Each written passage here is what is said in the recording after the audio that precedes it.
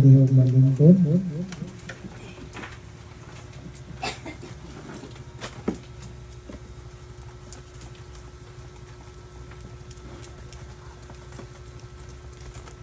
Mga igsuon sa atong ebanghelyo, kita gitawag ni Kristo sa pagpangandam na kanunay. Sama usab kini sa pagpangandam nato sa atong kaugalingon kay wala kita mahibay kung kano sa mabot kanato kining gitawag nato nga kamatayon. Ang kamatayon ay angay kahadlukan tinuod kadaghanan kanato mahadlok kung hapit na kini mahitabo. Kamatayon kabahin sa atong tawhanong kinabuhi.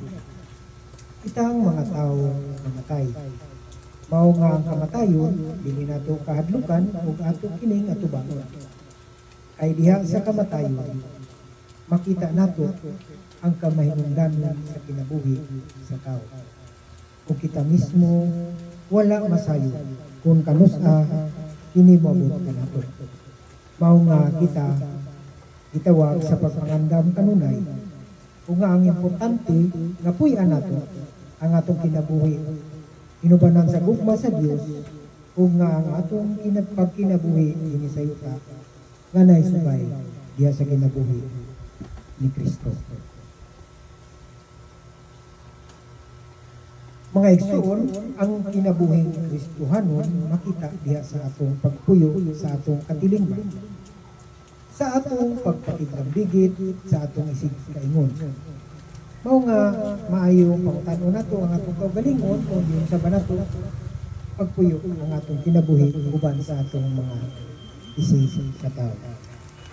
Diha sa atong katilingban o buhat ba nato ang angay na buhaton isig now at kinabuhi na kita subay sa dignidad o girespeto ba nato ang katungod o dignidad sa uban. Makasulti ba kita na andam na kita ang muatubang sa kamatayon? Ay kung dili pa, doon na pa kita'y panahon sa pagpangandam alang niini.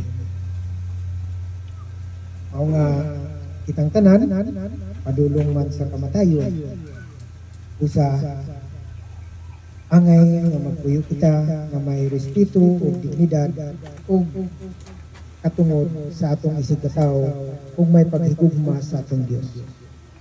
Mga igsuon, ini usa lamang sa mga pamaagi alang sa pagpangandam nato sa umabot usab nato nga kamatayon. Dinhi sa atong pamalandong kung atong mamatik